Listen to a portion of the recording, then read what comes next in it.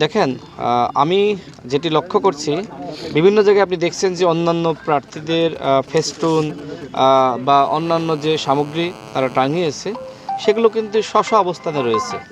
কিন্তু আমার ফেস্টুনগুলো পুড়িয়ে ফেলা হচ্ছে, ছিঁড়ে ফেলা হচ্ছে, এবং এগুলো আমি মনে করি না যে আসলে জামাতের কোনো প্রার্থী বা ইসলামী আন্দোলনের প্রার্থী কাজগুলো করছে। এর আগে আমি তিনজন বালক যারা ফুরসন্দি ইউনিয়ন থেকে আমার ফেস্টুন তারা ছিঁড়ে ফেলেছিল এবং পুলিশ তাদেরকে গ্রেপ্তার করে। আমি মধ্যরাতে গিয়ে তাদেরকে ছাড়িয়ে আনি।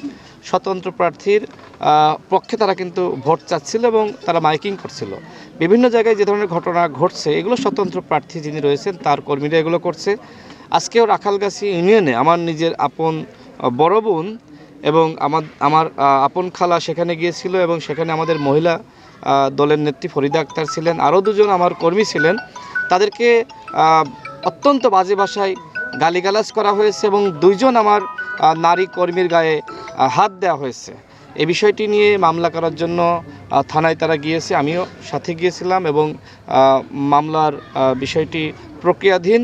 আমি অনেক বিষয়গুলো নিয়ে ছাড় দিয়েছি, কিন্তু আমি লক্ষ্য করছি যে তারা আমার ফেস্টুনগুলো পর্যন্ত রাখছে না, সেগুলো পুড়িয়ে দিচ্ছে। এমনকি জনাব তারেক রহমানের যে ছবি আমার ছবির সাথে সেখানে রয়েছে, সেই ছবি সিগারেট দিয়ে পুড়িয়ে দেওয়া হচ্ছে, সিগারেটের আগুন দিয়ে। আমি এগুলো সামাজিক যোগাযোগ মাধ্যমে দিয়েছি, আপনারাও সেগুলো সাংবাদিক ভাইরা প্রচার করেছেন। অর্থাৎ এখানে স্বতন্ত্র প্রার্থী এক ধরনের সন্ত্রাসী কর্মযজ্ঞে লিপ্ত হয়েছে। গণ অভ্যুত্থানের পরে এই স্বতন্ত্র প্রার্থীর নির্দেশনায় কিন্তু তার কর্মীরা 5 জন মানুষকে খুন করেছে, এবং এছাড়া তিনি চাঁদাবাজি, টেন্ডারবাজি, এমন কোনো কাজ নেই যে কাজগুলো তিনি তার কর্মীদের দ্বারা করান না।